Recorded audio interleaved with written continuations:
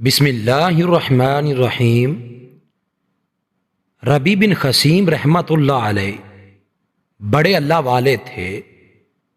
کچھ حاسدوں نے ایک عورت کو 1000 درہم دے کر اس بات پر آمادہ کیا کہ وہ ربیع بن خثیم رحمۃ اللہ علیہ کو فتنہ میں مبتلا کرے۔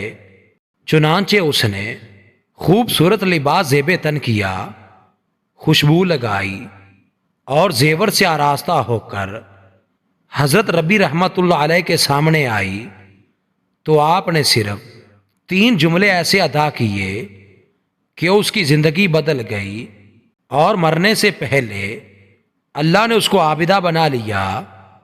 آپ نے فرمایا، بہن، آج تجھے جس حسن پر ناز ہے اس وقت تیرا کیا حال ہوگا جب تیرا چہرہ کسی بیماری کے سبب بگڑ جائے، اس کی رونق ختم ہو جائے اور تو ہڈیوں کا ڈھانچہ رہ جائے۔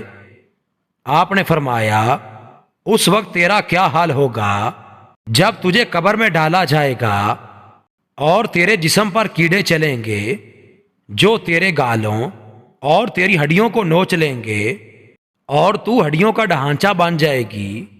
آپ نے فرمایا، وہ دن یاد کر جب قبر میں منکر نکیر آئیں گے اور تو اسے سوال کریں گے۔ آپ نے یہ 3 جملے اس درد کے ساتھ ادا فرمائے کہ وہ بے ہوش ہو کر زمین پر گر پڑی۔ جب ہوش آیا تو اپنے گناہوں پر سچی توبہ کی۔